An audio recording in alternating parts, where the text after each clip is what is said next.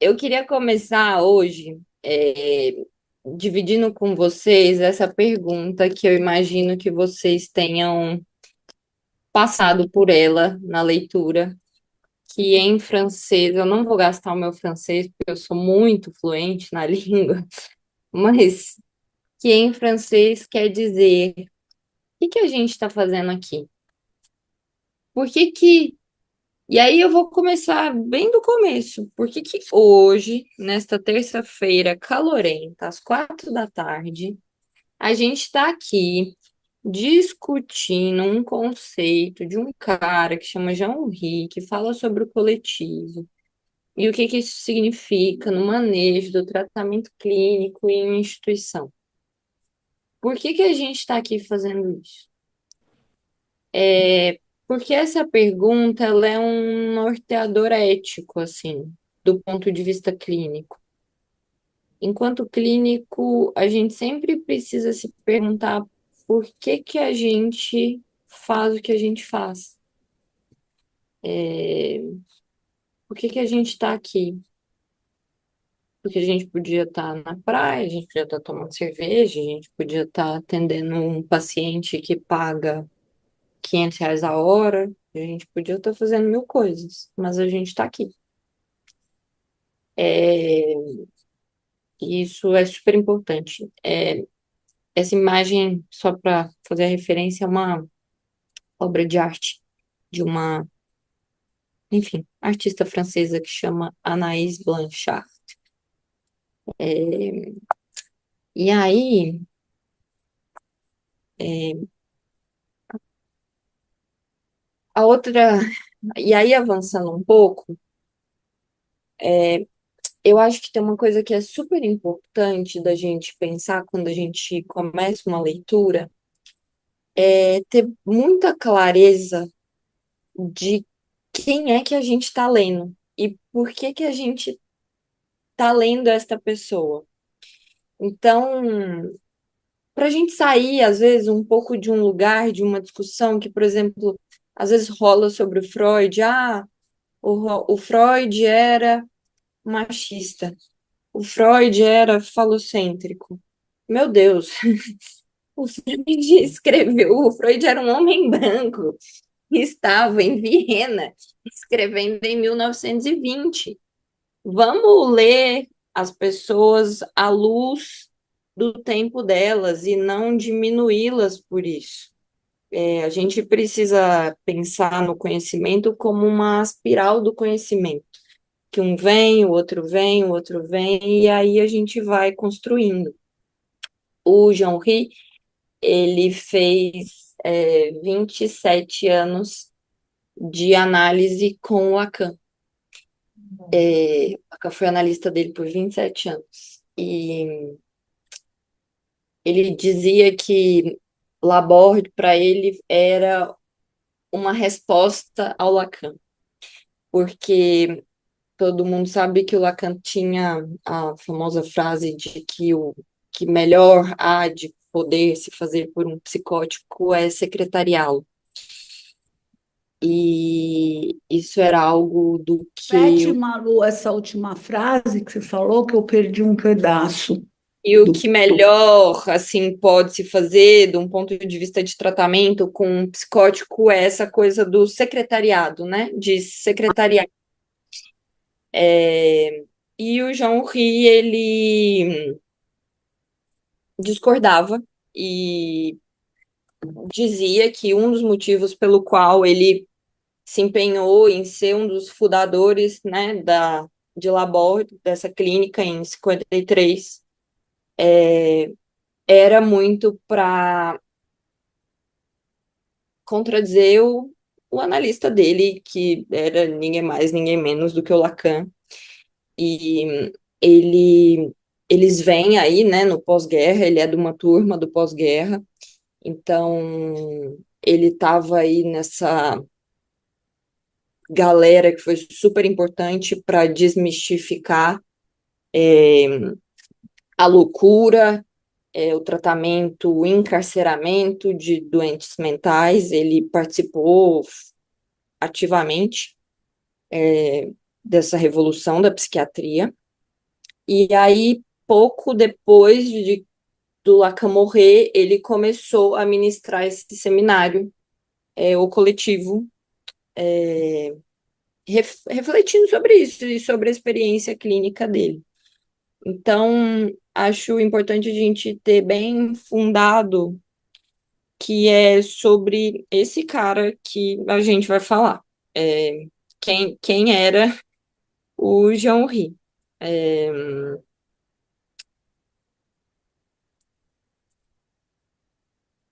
e aí, ele é um dos caras, nesse sentido, por causa da fundação de Laborde, que foi um vanguardista no que a gente chama de psicoterapia institucional, né? A psicoterapia, esse termo, ele surgiu em 1950 e ele surgiu nesse lugar de... A gente sabe muito bem que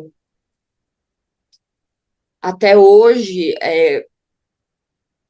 é uma pergunta que se faz: qual é o lugar da psicanálise em instituições? É uma pergunta que ela circunda a gente o ano passado. Foi no ano passado? Perdi até o marco temporal. A gente se defrontou com essa pergunta na nossa participação em uma instituição aqui em São Paulo. Então, qual era o nosso papel lá dentro? Uhum. Porque o papel da psicanálise dentro de instituições é uma coisa que ele é difícil para o analista que está dentro da instituição, e ele é difícil para a instituição.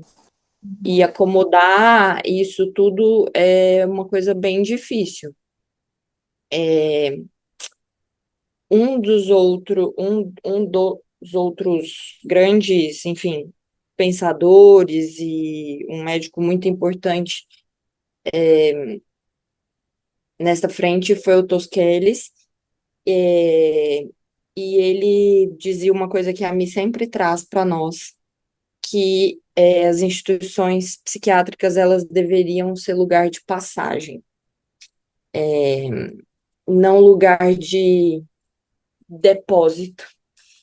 E para quem já teve uma experiência de trabalhar em hospital psiquiátrico, infelizmente, mesmo com todo o movimento que é feito para que isso não seja assim, ainda é muito um lugar de depósito.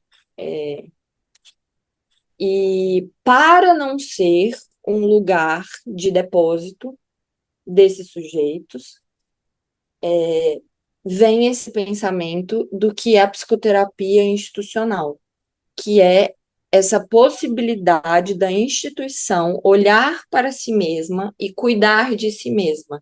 Então, a partir do momento que existem analistas dentro da instituição, eles também devem poder ouvir a instituição e não só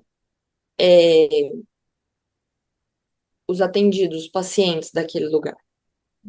Então, quando se diz de psicoterapia institucional, é disso que está se dizendo, Uhum. da análise da instituição. E aí eu vou passar para vocês rapidinho Ah, esse filme é ótimo.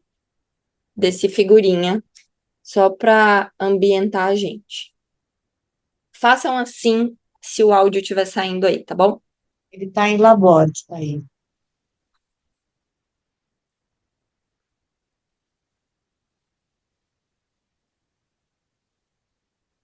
Pronto. Não tem som, né? Não tem som?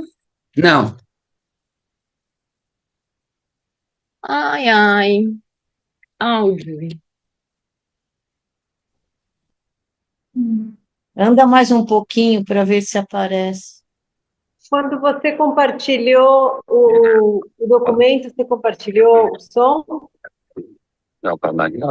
Compartilha. Apareceu. Pronto. Foi, Má, foi. Apareceu o som? Então é só porque no começo é barulho das árvores. Então volta, Então, volta. tá? Ai, lindo. Umas 20 vezes. Temos uma página platônica, não sei se vocês percebem. Acho que isso é Carvalho. Souvent, je le dis dans, je sais pas quel livre, hein, dans 11 heures du soir à la Borde. Des fois, je dis, à 11 heures du soir, au clair de lune, je viens là, sur la pelouse, et je fais ce truc. Et là, je me dis, mais qu'est-ce que je fous là? C'est comme si c'était la première fois que je voyais ça. C'est absurde. Mais encore maintenant, d'ailleurs, puisque ça tombe. Alors, qu'est-ce que je fous là? C'est devenu célèbre. Il y a même Marc Ledoux, et qui a écrit un livre en flamand qui s'appelle Qu'est-ce que je fous là? Sauf que je lui ai dit, mais tu peux pas traduire. Il a traduit ça en flamand, mais quand on dit qu'est-ce que je fous là, on fait un geste en même temps. Qu'est-ce que je fous là? Mais on peut pas le traduire. Et en flamand, c'est pas ça. Ben, n'empêche que c'est pareil. En flamand. Alors, qu'est-ce que je fous là? C'est une remise à zéro de tout. Alors, sur un plan, après, pourquoi je dis qu'est-ce que je fous là? C'est sur un plan théorique. On voit bien, par exemple, sur un plan psychanalytique. Il y a Freud qui dit bien, et c'est très très bien pris par Lacan. Lacan, c'est pas si compliqué que ça, les gens ils savent pas lire, c'est tout. Mais Lacan, il dit, il y a des passages dans le processus analytique. Pendant une analyse, il y a des moments où touche, on touche le fond, il n'y a plus rien. Ce que Freud avait appelé en allemand, hein, alors traduit n'importe comment, Not des Lebens. Alors, note, en allemand, ça veut dire la misère, c'est misérable, il y a rien d'autre. Hein. C'est mis à plat, quoi. Lebens, c'est la vie. C'est la mise à plat de la vie. Parce que j'avais traduit en disant, c'est devenu célèbre, ça, il y a des moments, on est là comme ça, on regarde, si on va en analyse, et puis on dit, mais c'est ce que j'appelais le fond de casserole. Le fond de casserole. Il n'y a plus rien. On a beau, il n'y a plus rien. La soupe, il n'y a plus rien. C'est le fond de casserole. Et le fond de casserole, c'est une misère de l'existence, il n'y a rien. Alors, qu'est-ce que je fous là? Ça veut dire note des Lebens. C'est-à-dire, si on passe dans une analyse, si ça existe bien, si on passe pas par une étape de note des Lebens, c'est pas une analyse, ça. Il faut tout reconstruire tout le temps. Hein. Alors ça, c'est ce que je décris là. Qu'est-ce que je fous là? 11 heures du soir à la Borde. C'est ça. Et on voit bien chez des schizophrènes. Il y en a beaucoup ici. Il faut toujours reconstruire le monde. Sans quoi ça s'effondre. C'est pour ça les clubs, les activités. Et ça, c'est toujours repartir de la base pour reconstruire le monde.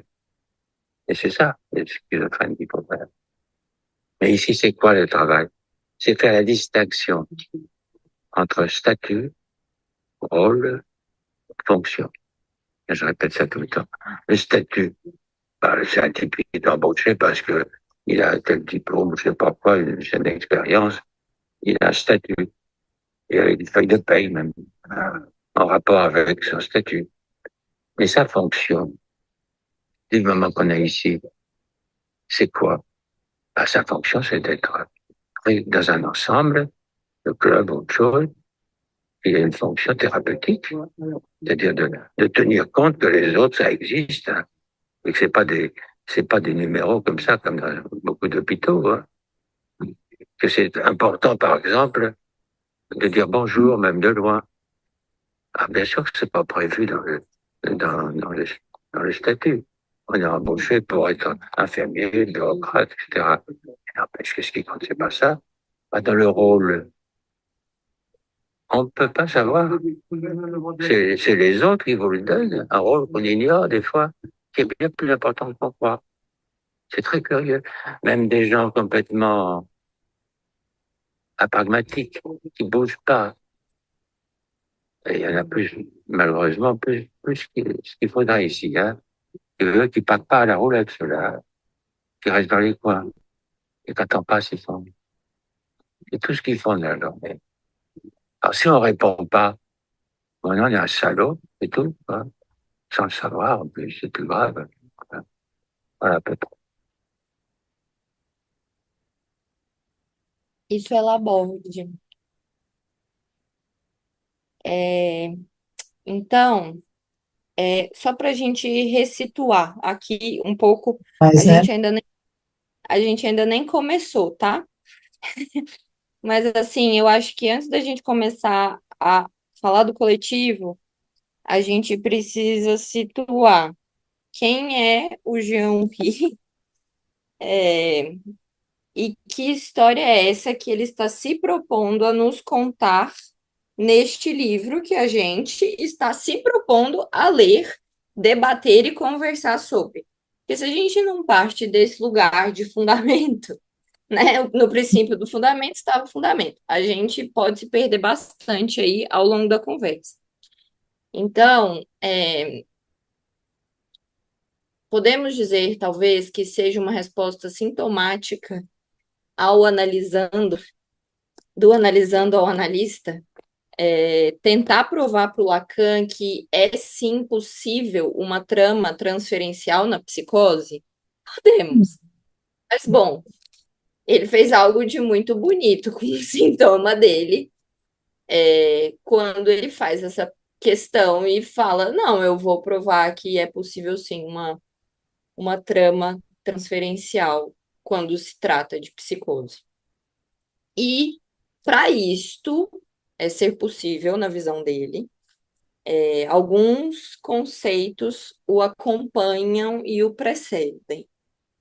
O primeiro deles é essa pergunta: o que que eu estou fazendo aqui e por que que eu estou fazendo o que eu faço? No caso dele, me parece que era muito claro que ele fazia o que fazia como uma resposta sintomática da transferência dele com o analista dele.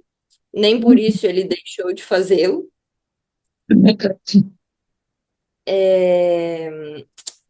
Isso é uma coisa. A outra coisa é importante situar que ele é um neuropsiquiatra que vem aí numa revolução no pós-guerra, que pensa e se propõe a pensar junto com outros, como Tosquelles, o próprio Lacan, a loucura num outro lugar. Então, ele vem e por isso ele funda uma clínica, né? Então, assim, ele tinha todos os subsídios e instrumentos para fundar uma instituição psiquiátrica. A gente também não pode tirar isso de perspectiva. Ele fundou uma instituição psiquiátrica que existe até hoje e é reconhecida no mundo inteiro pelo manejo clínico e o tratamento que ela dá. E nesta mesma seara, ele propõe, junto com outros também, o que é chamado de psicoterapia institucional, que, como eu disse para vocês, tem a ver com a capacidade da própria instituição se ouvir. Quando a gente pensa no termo psicoterapia institucional, deveria ser nisso que a gente está pensando. Se dentro de uma instituição de saúde, existe um lugar para psicanálise, esse lugar é o lugar de ouvir quem cuida, não ouvir quem está ali para ser cuidado. Então, quando a gente pensa em psicoterapia institucional, a gente deveria pensar nisso. Esse slide aqui, gente, ele é um pré para os próximos, porque ele já é meio introdutório do que ele vai falar na conferência do dia 19/9, mas ainda não é exatamente o que ele diz na conferência de 19/9. Isso aqui está um pouco no prólogo, um pouco em outros locais, tá? Mas isso aqui quer dizer também um pouco desse fundamento para a gente ir para o que ele diz no dia 19/9, que são duas coisas muito importantes que a gente precisa pensar que ele propõe. Quais são as condições básicas para a gente acolher e cuidar? E ele é muito categórico, que são duas condições: ética e singularidade. E aí eu separei um recorte que ele traz aqui logo no início, quando ele fala de ética, que ele diz assim: a improvisação tornou-se para mim uma necessidade ética. O que eu digo é da ordem do que eu posso apresentar. Aqui ele está dizendo para os colegas dele o porquê que ele faz esse seminário e ele o faz de maneira oral e como ele faz. Então, quando a gente diz em ética, e aí até tentando traçar um paralelo com o que a gente está vivendo hoje, eu posso falar para vocês a partir da minha vivência, da minha clínica, da minha bagagem teórica e do como eu enxergo todos vocês como os meus colegas, que compartilham comigo esse trabalho, esse privilégio, esse conhecimento. E quando a gente diz disso, de ética, quando ele diz disso, de ética, ele está dizendo de limite, nesse sentido. É o meu limite. É o limite do que eu posso apresentar. E é o limite do que vocês são capazes de receber do que eu apresento. É o que me separa de vocês, para além de uma relação que a gente tem com a nossa aparência. E aí eu escolhi a palavra aparência aqui propositalmente, porque ela me ajuda a tangibilizar para vocês o que eu quero dizer com ética. O que, Malu? O que eu quero dizer com ética. Tá. Porque esse é um conceito que ele é profundamente lacaniano. A relação que a gente mantém com a nossa aparência. A gente poderia fazer um seminário fundado em Lacan para falar sobre isso. Mas não é o caso. Porque não é sobre isso. Porque eu estou aqui dizendo para colegas que são arteterapeutas, psicólogos, winnicottianos, kleinianos, musicoterapeutas, médicos. Eu estou falando para um corpo clínico múltiplo, diverso, que a base teórica é múltipla, é diversa. E isso me implica, de uma maneira ética, independente ou não de eu ter fundamentos lacanianos para trazer, como é que eu vou trazê-los? Porque isso diz de como eu me separo para além da própria aparência. E nesse lugar é um lugar onde o Jean-Rhy é extremamente crítico, feroz ao que a gente usa de maneira muito inadvertida na rádio peão dos confins da psicanálise, como o nosso querido qualificador, a gente chama por aí de lacanismo. Lacaninhos, ele é um crítico feroz disso. Porque se a gente começa a falar lacanês aqui, eu estou tendo um problema muito ético com vocês. Do que me separa, do que eu estou me propondo a fazer e de onde a gente se encontra. Qual é esse limite? O meu limite e o limite de vocês.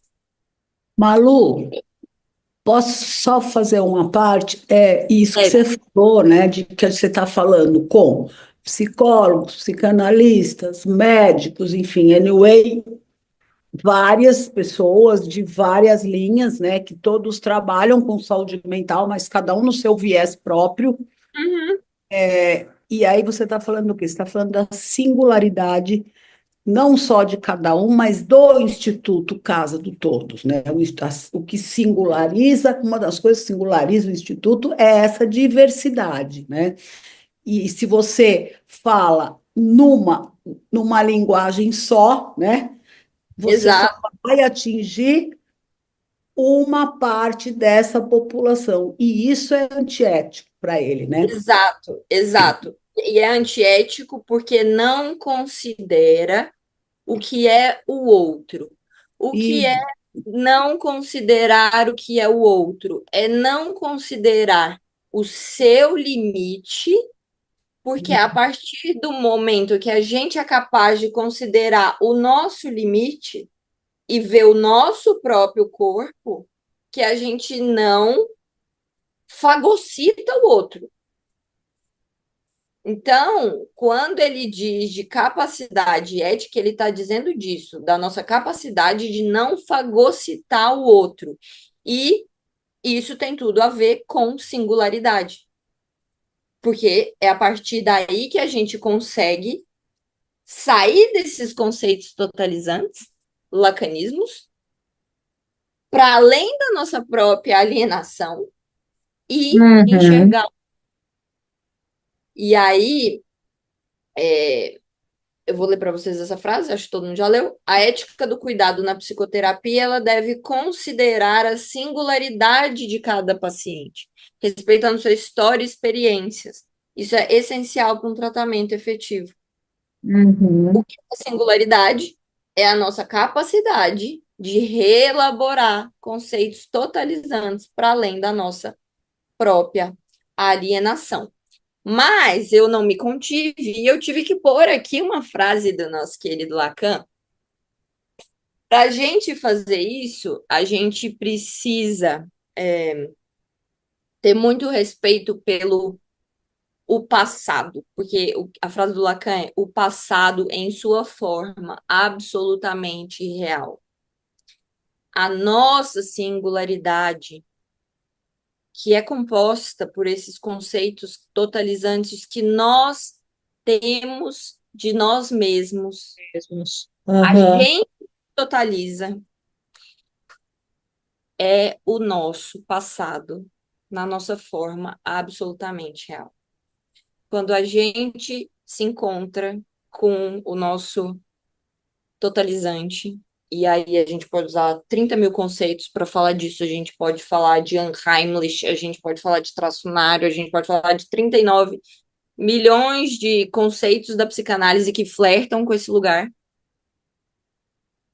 Quando a gente fala desta coisa que existe em nós e que nos totaliza e que nos impede de ver o outro, e que nos torna seres que fagocitam o outro, a gente está falando daquilo que existe em nós, que é o nosso passado, na forma absolutamente real, o real do Lacan, que não é a realidade, que é aquilo que a gente é incapaz de aprender. Eu vou falar de uma forma assim, tosca o conceito do real do Lacan. Mas esse real que o Lacan diz, ele está dizendo daquilo que a gente não consegue apreender. Então, entender de quem é o Jean-Ri, o que a gente está fazendo aqui, que ele fundou uma clínica, que tiriri, tiriri, tiriri, e que ele entende alguns conceitos como base, é pressuposto para a gente começar esta leitura. Que, muito bonitinho. Espera aí que o meu slide não está mudando. Malu, deixa eu só colocar um ponto antes de você Falou. começar que esses dois pontos que você colocou são fundamentais, e ele tem um ponto que é o terceiro, e ele chama a decisão. e que eu acho muito importante. Ele diz assim: a decisão é a decisão que tomamos ao dizer que é possível. Então, isso está na página 39. Acho que eu recito isso todos os dias. É decisão que tomamos, é uma decisão que tomamos ao dizer que é possível. O que é possível? Tudo isso que você falou. É uma decisão que a gente toma, porque se a gente não tem essa decisão clara, a gente desmonta toda a parte fundamental que você acabou de falar. A É uma decisão, ela aposta. a decisão é a frase, o que é que estamos fazendo aqui. Exatamente, é a aposta com a qual você começou essa Exato. exposição. A capa do livro, para quem não sabe, curiosidades são rabiscos do próprio Jean-Rey. E aí, logo de cara, nesse primeiro encontro, ele se propõe a elaborar o que é um conceito que ele chama de o coletivo, e ele disto por aí, e que depois de dizer muito disto por aí, que ele pensou melhor e que ele deveria elaborar um pouco mais o que é que ele estava dizendo por aí. E então, de maneira resumida, ele diz que o coletivo, em uma dimensão psicoterápica, ele coloca em prática sistemas coletivos e, ao mesmo tempo, o vetor da singularidade, que leva em conta uma infinidade de fatores para cada um. Então, eu preciso sublinhar aqui algumas coisas. A primeira delas é dimensão psicoterapia. A gente está falando, gente, sempre, e a gente às vezes perde esse referencial de manejo, de clínica, de tratamento, tá? A gente está falando disso. Assim, a gente está falando de algo que só existe, só é possível em clínica, em manejo, em psicoterapia. É uma dimensão da psicoterapia. Então, a gente está falando disso. Dentro disso, como é que ele propõe manejar sistemas coletivos que não são o coletivo de maneira singular. Então, vamos andar mais um pouco para a gente pensar o que são sistemas coletivos e o que é fazer isso de maneira singular. Porque daí ele vai avançando um pouco e aqui na página 20 ele começa a dizer de heterogeneidade. E aí, quando ele diz de heterogeneidade, ele diz do quanto a heterogeneidade ela é essencial para promover esse cuidado individualizado que a gente está falando. O que ele está querendo dizer aqui, gente? Ele está querendo dizer que ele propõe em Laborde sistemas coletivos. O que ele quer dizer com isso? Que lá, cada paciente, do ponto de vista de manejo clínico, é incentivado a partir do que ele gosta a se orientar. Por quê? Porque quando isso é feito, a gente sai do que a gente chama de identificação imaginária.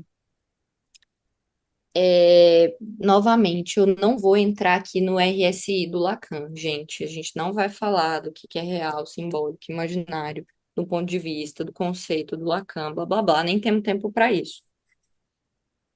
Eu vou me fazer entender a partir de um exemplo clínico nosso. a gente diz de heterogeneidade, a gente diz disso. Porque esses objetos, o objeto pode ser o terapeuta, o objeto pode ser o mingau, o objeto pode ser a oficina. Esses objetos ajudam o sujeito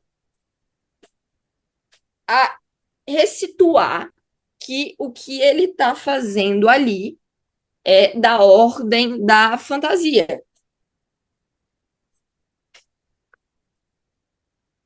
Uhum. Quando a gente fala de fantasia, talvez isso seja uma coisa que seja um pouco importante de retomar. Quando a gente fala de fantasia, a gente precisa voltar para o Freud, gente. O Freud, ele entendia, esse conceito de fantasia, ele é um conceito que é do Lacan, mas que ele nasce no Freud, e aí no Freud tem três fantasias, eu vou falar bem rápido disso, só para a gente tá todo mundo na mesma página. As fantasias para o Freud são a da cena primária, a da sedução e a de castração. O neurótico, ele se defende de uma maneira fantasiosa do que ele vê. Então, a fantasia é uma defesa. E para o psicótico, ele precisa produzir ali algo que é da ordem do delírio. Então, os neuróticos, eles se defendem produzindo uma neurose, e os psicóticos, eles se defendem produzindo algo que é da ordem do delírio. Eu estou falando de maneira bem boçal, quase, do que a gente quer dizer do ponto de vista de sintoma. Mas eu preciso que a gente esteja todo mundo situado no conceito de fantasia. Só para a gente voltar aqui para esse slide e elaborar ele um pouquinho. Porque depois, o que interessa para o Lacan, e eu estou falando tanto do Lacan só porque o Lacan é o fundamento do Jean-Rey, é a fantasia de castração. Porque o que a gente faz, essa fantasia é o que a gente faz para elaborar e conciliar o nosso prazer com a lei. Então, a fantasia é uma defesa que a gente elabora para tentar uma conciliação com o que é a lei. Quando a gente fala que os objetos ajudam, vamos pensar no caso clínico, tá? Quando a gente fala que diferentes objetos ajudam o sujeito a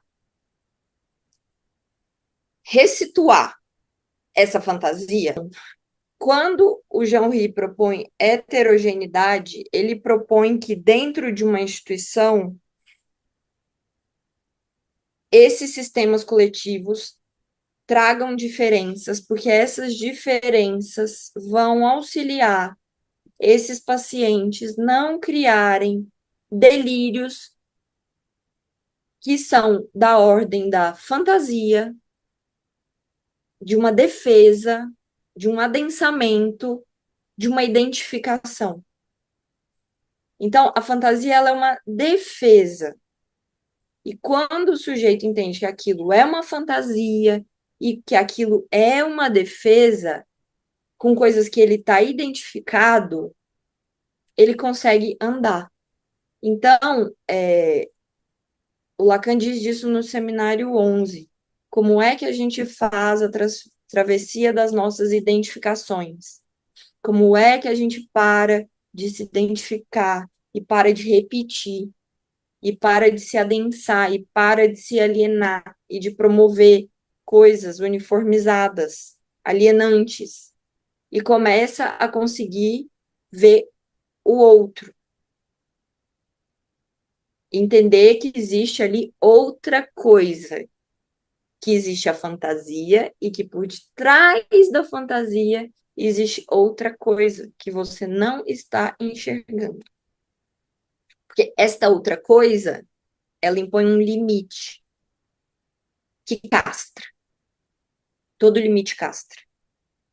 E a fantasia aparece para defender essa castração.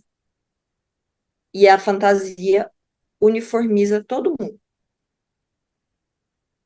Mas a gente precisa ser capaz de sair dela, do ponto de vista de manejo clínico, como que a gente sai dela, propondo heterogeneidade.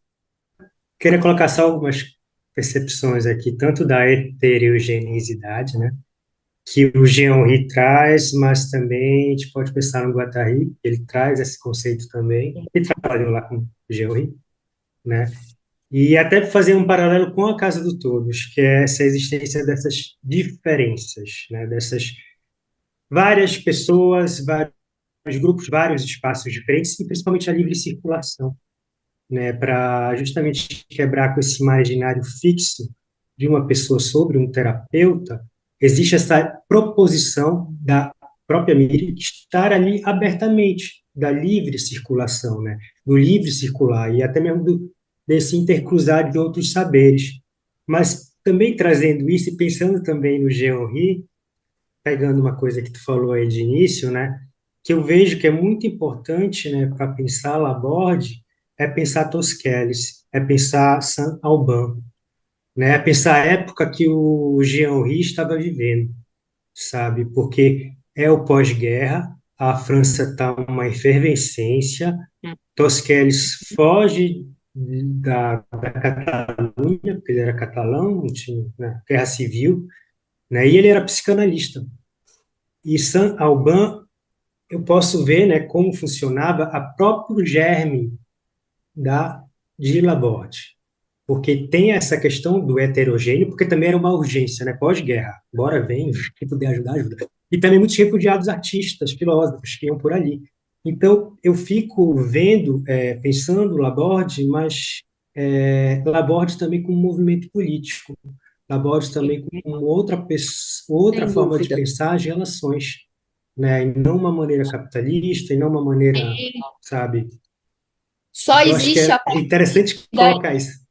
total, Felícia, é aquilo que eu disse, a gente precisa muito ler o coletivo e ler o Jean-Henri a partir de quem ele foi, e aqui está muito claro o quanto ele cita várias vezes todos esses que foram. Tem uma frase bonita do Einstein que ele dizia que ele só conseguiu ver mais longe porque ele se apoiou em ombros de gigantes.